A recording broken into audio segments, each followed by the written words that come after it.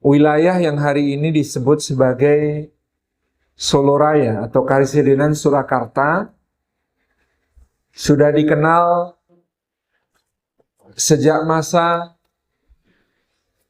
Kerajaan Mataram Hindu yang berpusat di sekitar Kedu sampai ke Prambanan pada abad ke-8, 9, dan 10 Masehi sebagai sebuah provinsi besar yang bernama Pajang. Provinsi Pajang ini di sebelah barat berbatasan dengan provinsi yang namanya Mataram. Nah, provinsi Mataram itu batasnya sebelah timur Kali Opak, sebelah barat Kali Bogowonto, sebelah utara Gunung Merapi, sebelah selatan Samudra Ilahi. Dulu namanya Samudra Ilahi pada masa penyebutan perniagaan jalur rempah-rempah. Nah, Provinsi Pajang sebelah barat batasnya adalah Provinsi Mataram. Kalau Provinsi Mataram sebelah baratnya lagi namanya Provinsi Bagelen. Ke barat lagi namanya Provinsi Banyumas. Nah, kalau Provinsi Pajang ini sebelah timurnya namanya Provinsi Madiun. Ini provinsi-provinsi pada zaman dahulu kala.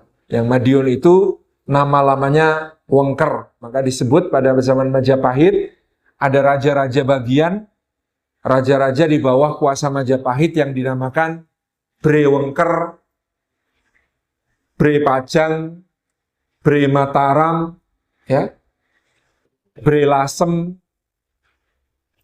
Itu dulu adalah kepala-kepala provinsi dari Kerajaan Majapahit. Nah, Provinsi Pajang ini, ya, ibu kotanya dahulu berada di dekat yang sekarang kita kenal sebagai Laweyan. Nah, nama Laweyan ini tentu belakangan muncul karena kata lawe itu berasal dari penyebutan untuk kain-kain yang menjadi bahan tekstil. Dari benang lawe yang kemudian dipintal lalu dijadikan bahan sandang. Nah, jejak dari dakwah Islam di daerah wilayah Provinsi Pajang ini bisa kita temui salah satu bukti tertuanya adalah Masjid Laweyan. Nah, Masjid Laweyan ini memiliki cerita yang menarik karena disinilah ya menjadi wilayah dakwah salah satu leluhur dari dinasti Mataram yang bernama Ki Ageng Henis. Ki Ageng Henis ini adalah ayahanda dari Ki Ageng Pemanahan dan berarti adalah kakek dari Panembahan Senopati. Ki Ageng Henis ini adalah putra dari Ki Ageng Selo, yang tempat dakwah beliau adalah di Selo. Selonya daerah mana? Purwodadi. Nah, Ki Ageng Selo adalah murid Kinasih Sunan Kalijaga pada zamannya. Ki Ageng Henis yang berdakwah ini adalah seorang ulama yang pada saat itu diutus ayahnya untuk membuka dakwah ke arah selatan. Ya, dari Selo menuju ke arah selatan ya, sampai di wilayah yang kemudian kita kenal sebagai wilayah Pajang saat ini. Nah, di kira-kira tahun 1546 masih masa Kesultanan Demak, ya, beliau tiba di wilayah Pajang, kemudian beliau menemui tokoh setempat, seorang pemuka agama Hindu yang bernama Ki Ageng Beluk. Nah, Ki Ageng Beluk ini kemudian menjadi sahabat dari Ki Ageng Henis. Dengan sangat santun, Ki Ageng Henis meminta izin kalau diperkenankan beliau akan mengajari masyarakat untuk ya, memanfaatkan banyaknya pohon lawe ya, yang ada di sekitar untuk menjadi bahan sandang. Jadi dai-dai zaman dulu itu selalu melihat potensi wilayah, kemudian mencoba untuk mengembangkannya sebagai jawaban persoalan masyarakat. Nah, lawe di daerah ini kemudian dikembangkan oleh Ki Ageng Henis untuk menjadi produk bahan sandang. Jadi lawenya kemudian dipintal, kemudian dari benang-benang lawe itu ditenun menjadi kain-kain yang bisa dipasarkan pada saat itu. Sampai Ki Ageng Beluk ini yang pemilik sebuah pura besar, tempat agama, tempat ibadah agama Hindu yang besar di wilayah laweyan tersebut, ini kemudian semakin percaya kepada Ki Ageng Henis dan akhirnya Ki Ageng Beluk pun juga memeluk Islam.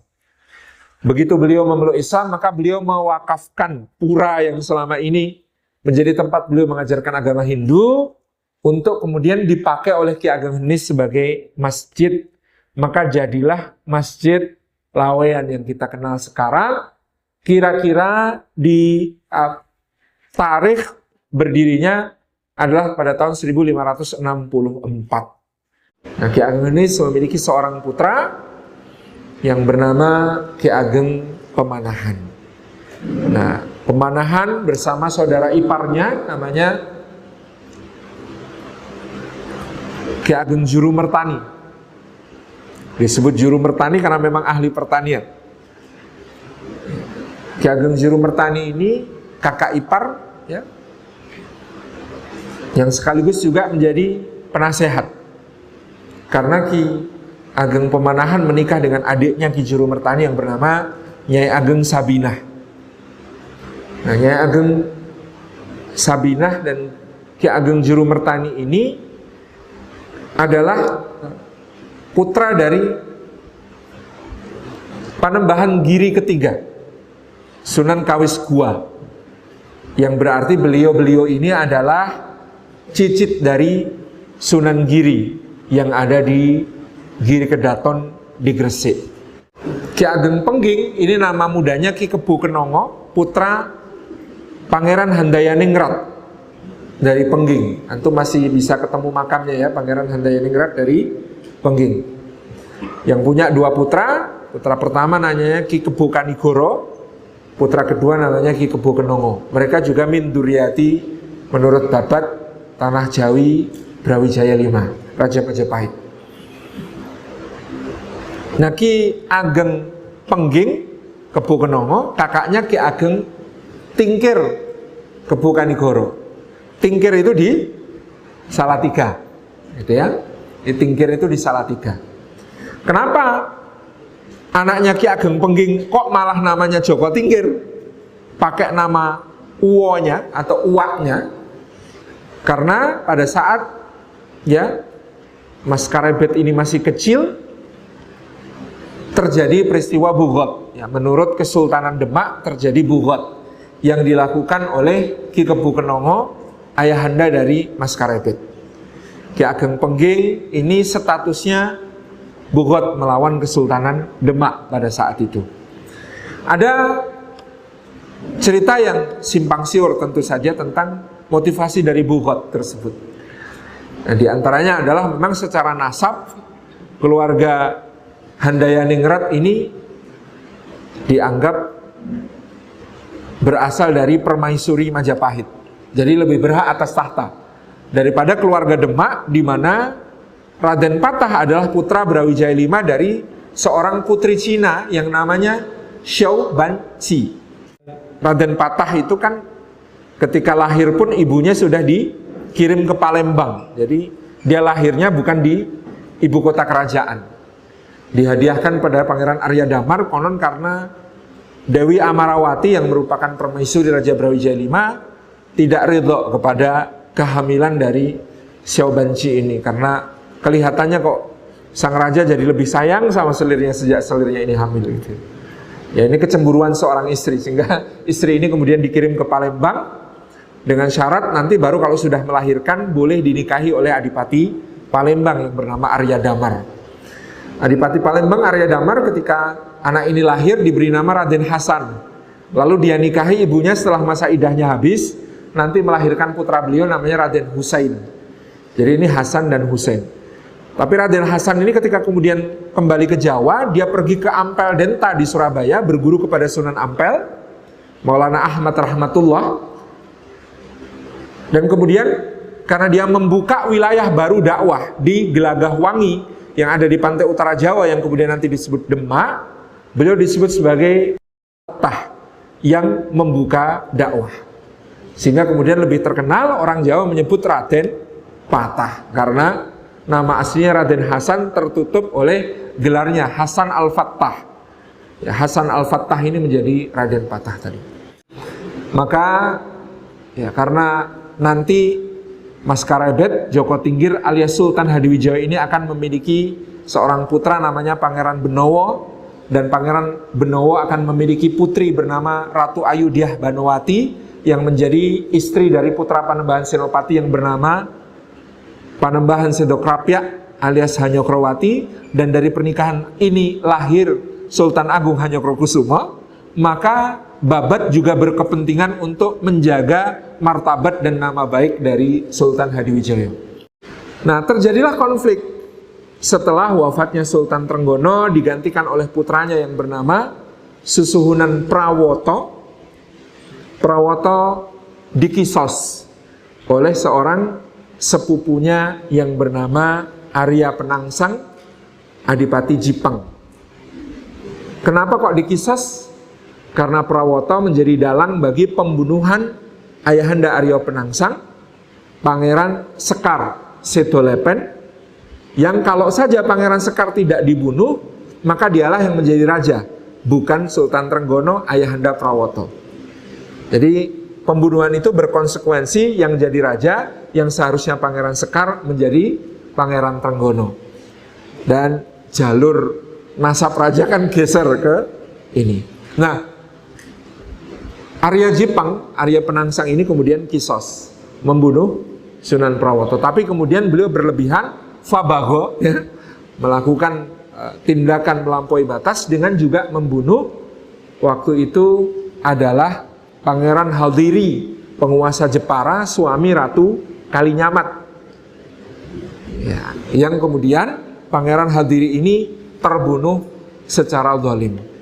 Nah, karena Pangeran Haldiri terbunuh secara zalim, maka Joko Tingkir, Adipati Hadiwijaya yang berkedudukan di Pajang, mewakili keluarga besar Sultan Trenggono menuntut kisos kepada Arya Penangsang. Ada pertemuan antara Hadiwijaya dengan Ratu Kalinyamat. Dan Ratu Kalinyamat ini, ya ini salah satu yang gara-gara orang baca Babat dengan letterlek jadi masalah. Karena diceritakan bertapa telanjang. Padahal maksud bertapa telanjang adalah menghabiskan hartanya fisabilillah, karena beliau sempat 2 kali mengirim armada berkekuatan 150 dan 200 kapal untuk menyerang Portugis di Malaka. Sehingga oleh Portugis beliau digelari sebagai Sang Mawar Laut Utara, Noremorte del Mar, Mawar Laut Utara. Saking mujahidah yang luar biasa. Itu adalah Ratu Kalinyamat. Inti cerita, ketika kemudian menuntut kisos kepada Arya Penangsang karena sakti mandraguna, ya, Arya Penangsang ini Hadiwijaya bikin sayembara. Siapa yang bisa mengkisos Arya Penangsang atas pembunuhannya terhadap Pangeran Haldiri, maka akan diberi hadiah tanah di Pati dan Mataram. Gitu ya. Pati waktu itu sudah maju, daerah pesisir. Mataram masih berupa hutan karena lama ditinggalkan, tidak ada yang menghuni sejak meletusnya Gunung Merapi tahun 1060 yang mengakibatkan tertimbun material lahar yang dahsyat dan di atasnya tumbuh hutan yang lebat. Itu tanah Mataram. Danang Sutawijaya berhasil mengalahkan Arya Penangsang dengan adu tombak, ya, di atas kuda. Kudanya Panembahan Senopati konon betina, kudanya Arya Penangsang konon jantan yang bernama Gagak Rimang, ya. Karena kudanya Panembahan Senopati ini betina dan cantik, kudanya Arya Penangsang nggak fokus. Nah, ini bagian dari siasatnya Ki Juru Martani konon begitu. Nanti kalau kamu bertarung dengan Arya Penangsang pakai kuda betina yang cantik le. Loh, ya malu-maluin toh paman. Mosok pakai kuda betina. Wis manut toh pakai kuda betina sehingga kudanya Arya Penangsang nggak fokus ya. Kuda yang nggak fokus kan susah dikendalikan. Ya, sedang birahi ya ngejar-ngejar kuda betinanya. Nah, tuannya bingung mengendalikannya gitu kan. Akhirnya tombak Kanjeng Kiai Pleret berhasil merobek perutnya Arya Penangsang yang waktu itu bersenjatakan tombak Kanjeng Kiai Muntab.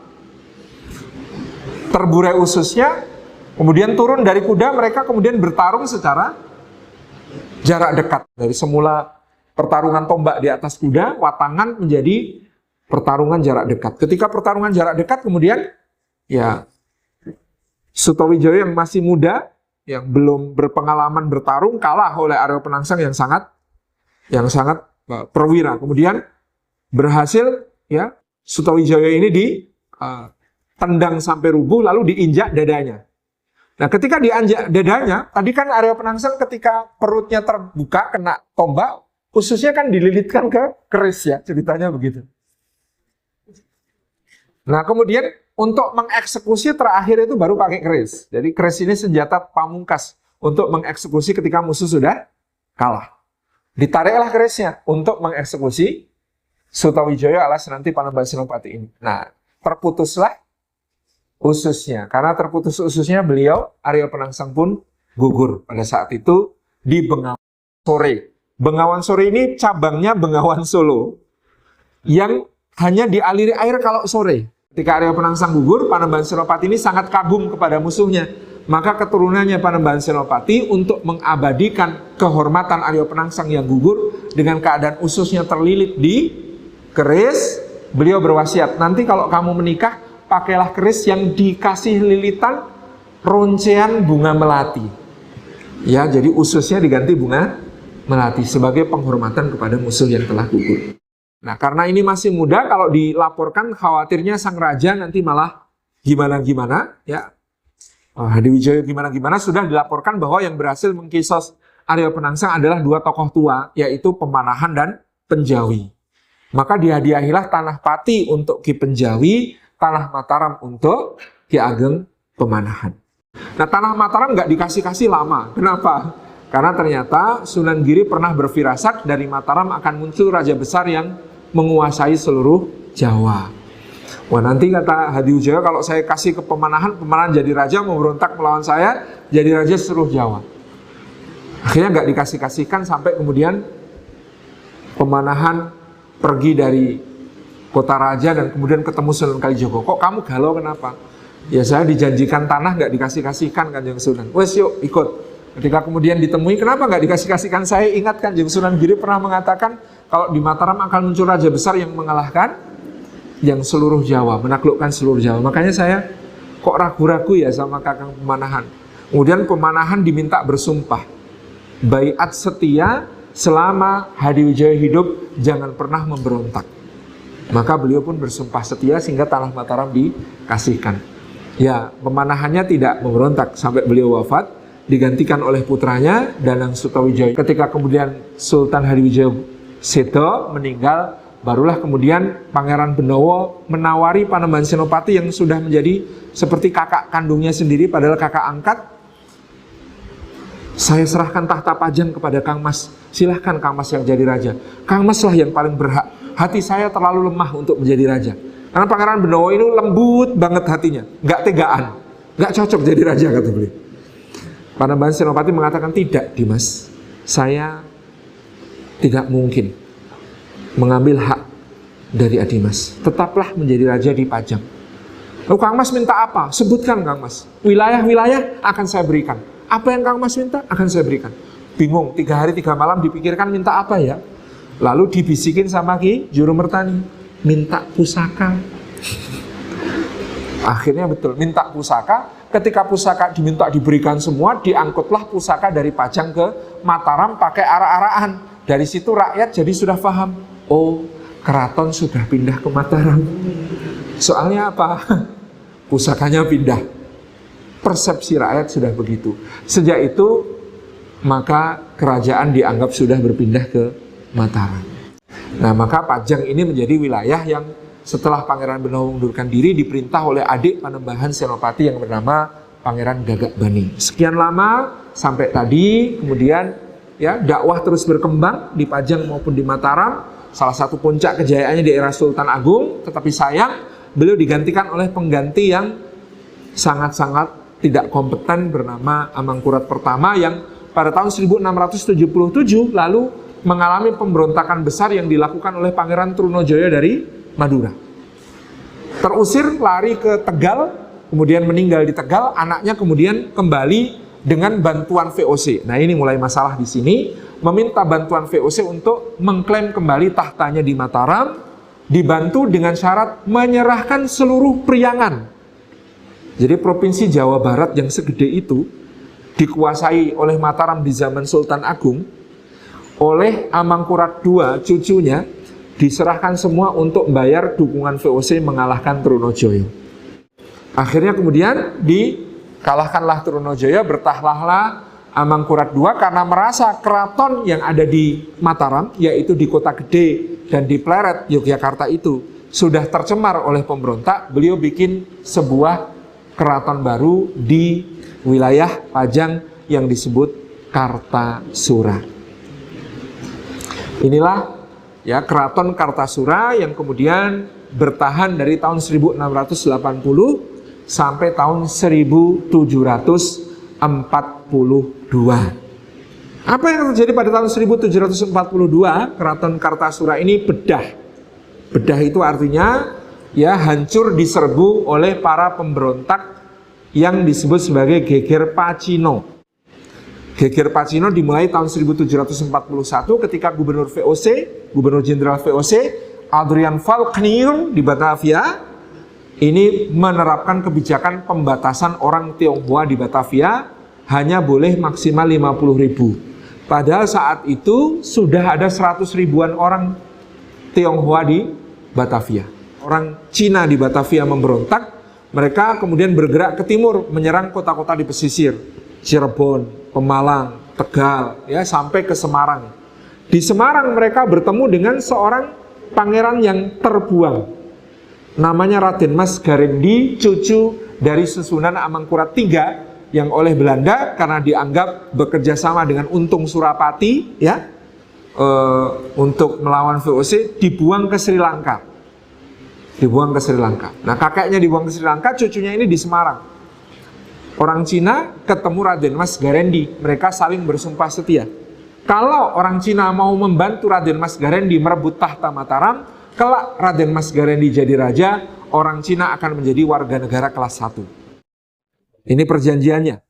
Karena dia adalah rajanya orang Cina, maka dia digelari Sunan Kuning. Nah, di Semarang ada daerah namanya Sunan Kuning, dulu sempat jadi lokalisasi. Itu adalah daerah di mana dahulu Raden Mas Garendi diangkat menjadi raja oleh orang-orang Cina. Menyerbu ke selatan, Raja Mataram pada saat itu adalah namanya Sunan Pakubuwono II. Sunan Pakubuwono II oleh adiknya dilarikan, diselamatkan ke Tegalsari. Di manakah Tegalsari? Di Ponorogo. Sebuah pesantren, salah satu pesantren pertama di Jawa yang dipimpin oleh Ki Ageng Muhammad Besari di Tegalsari, Ponorogo. Di situ sang raja menyamar menjadi santri. Dan kemudian diambil menantu oleh Ki Ageng Muhammad Besari di Tegalsari. Karena raja ya ngasih maharnya kan gede-gedean ketika menikah. Salah satunya adalah diangkutlah satu joglo dari keraton Kartasura yang masih bisa diselamatkan, diberikan kepada pesantren Tegalsari di Ponorogo. Nah, joglo ini pada beberapa tahun yang silam di masa Pak Harto, karena sudah lapuk, kemudian diganti dengan joglo yang baru dengan bentuk yang sama. Joglonya dilego, dilelang, dan ternyata kemudian akhirnya sekarang jatuh ke tangan Pak Anies Baswedan, dipasang di rumah beliau di Jakarta. Itu adalah joglo yang dulu diberikan oleh Pakubuwono II sebagai hadiah pernikahan untuk pesantren Tegalsari.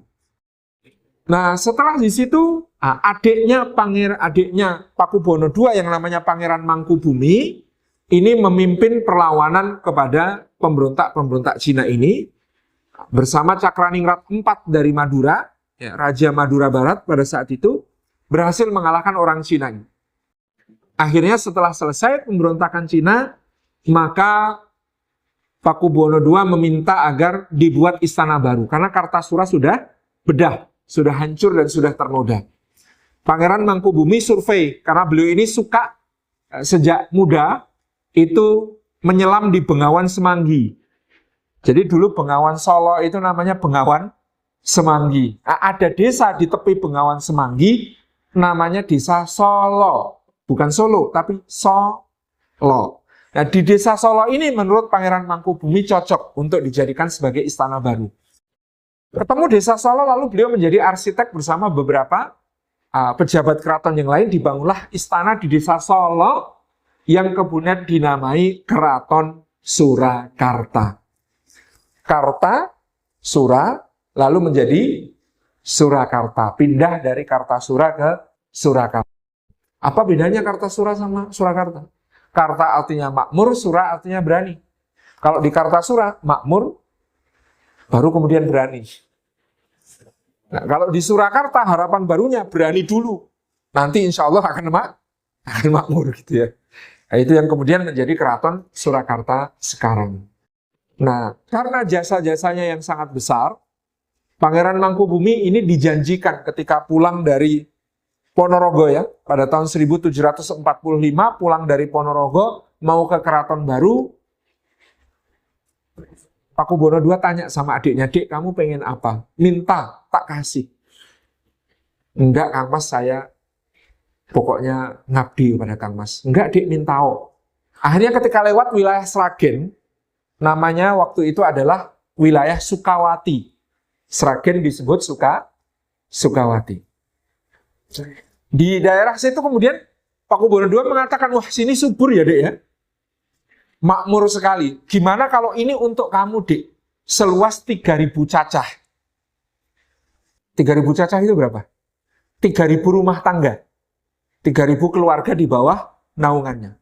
"Wes, sini nanti 3.000 cacah tak kasihkan kamu ya, Dek." Dia hanya bisa mengatakan terima kasih kepada kakaknya. Sampai tahun 1746 belum dikasih-kasihkan. Karena provokasi seorang Perdana Menteri yang bernama Patih Pringgoloyo. Kemudian pada tahun 1746, Gubernur Jenderal VOC namanya Baron van Imhoff datang ke Keraton Surakarta berkunjung.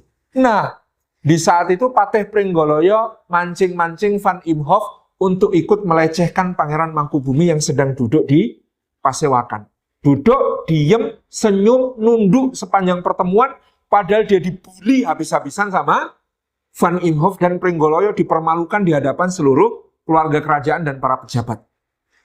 Siapa yang tidak sakit hati? Tapi beliau senyum terus.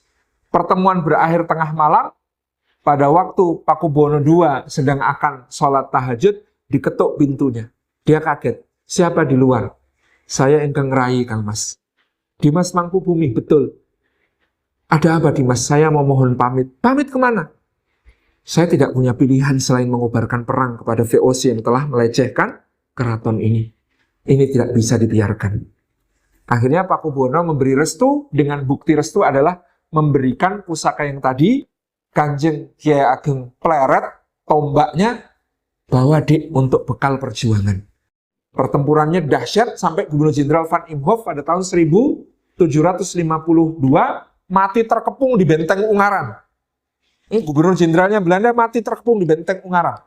Salah seorang panglima tertinggi pasukan VOC namanya Kapiten de Klerk. Kapitan de Klerk. Itu ya menculik keluarga Pangeran Mangkubumi dan menyiksa. Akhirnya Pangeran Mangkubumi bersumpah, "Saya harus membunuh panglima tentara Belanda ini." Di pertempuran Sungai Bogowonto, Pangeran Mangkubumi ya memasang orang yang mirip beliau di kudanya, lalu beliau nyamar pakai pakaian prajurit biasa, bawa tombak. Dan itu ketahuan sebenarnya sama prajuritnya kalau itu Pangeran Mangkubumi. Karena apa? Pangeran Mangkubumi kalau pegang tombak bukan gagangnya, yang dipegang mata tombaknya. Pada tahun 1754, ya, Belanda, VOC mulai kelelahan berperang, kehabisan anggaran. Pangeran Mangkubumi juga melihat rakyat ini sudah terlalu menderita. Perang 9 tahun bumi. Ada istrinya yang mendampingi di atas kuda berperang 9 tahun sampai melahirkan putranya itu di lereng Gunung Sindoro. Maka namanya anaknya putranya Raden Mas Sundoro yang nanti akan menjadi Sultan Hamengkubuwono II. Ini istrinya ini namanya Niken Loro Yuwati yang nanti akan menjadi Ratu Ageng Tegalrejo. Ratu Ageng Tegalrejo ini adalah nenek buyut dari Pangeran Diponegoro yang merawat beliau sejak kecil. Makanya kita paham kenapa Pangeran Diponegoro ini mujahid tangguh. Yang merawat mujahidah tangguh. Nah, tahun 1754 ada seorang Turki Utsmani, namanya Syarif Besar Syekh Ibrahim. Kita bisa baca keterangan bahwa betul namanya Syarif Besar Syekh Ibrahim ini seorang Turki Utsmani di dalam bukunya Profesor Merle Calvin Rivers tentang Pangeran Sambernyowo. Bagian akhir, lampiran, ada siapakah Syarif Besar Syekh Ibrahim yang dimaksud dalam babat Tanah Jawa. Ternyata menurut arsip-arsip kedutaan Belanda di Istanbul dan kedutaan Prancis di Istanbul, dia memang orang sana. Dan waktu itu datang ke Batavia membawa surat dari Gubernur Mustafa Pasha, dari Perdana Menteri Mustafa Pasha sebagai utusan Utsmani, dan dia mengatakan saya berhak untuk bisa mendamaikan kalian wahai VOC dengan Pangeran Mangkubumi. Akhirnya berunding. Dan Pangeran Mangkubumi mengatakan saya percaya kepada beliau karena beliau adalah utusan Sultan Turki Utsmani. Akhirnya berunding dan menghasilkan satu perjanjian yang bernama Perjanjian Giyanti di Desa Janti, Harjo di Karanganyar. Di situ disepakati kerajaan Mataram kemudian dibagi dua. Ya, mala tudraku kulluhu fala tutraku kulluhu. Apa yang tidak bisa dicapai sepenuhnya jangan ditinggalkan semuanya. Pangeran Mangkubumi cita-citanya memerdekakan seluruh Mataram. Tapi karena tidak memungkinkan dan rakyat sudah terlalu menderita, beliau merasa bersyukur bisa memerdekakan separuh Mataram. Pada saat itu dengan cara Perjanjian Giyanti, beliau mendapatkan separuh kerajaan Mataram yang waktu itu meliputi wilayah Jawa Tengah, Jawa Timur minus pesisirnya. Jadi kerajaan dibagi dua. Separuh untuk keponakannya namanya Pakubuwono III, Raja Surakarta, yang memerintah di bawah perlindungan VOC, sementara beliau berdaulat mengambil ibu kota di Yogyakarta. Maka sejak saat itu disebut Kasunanan Surakarta dan Kesultanan Yogyakarta.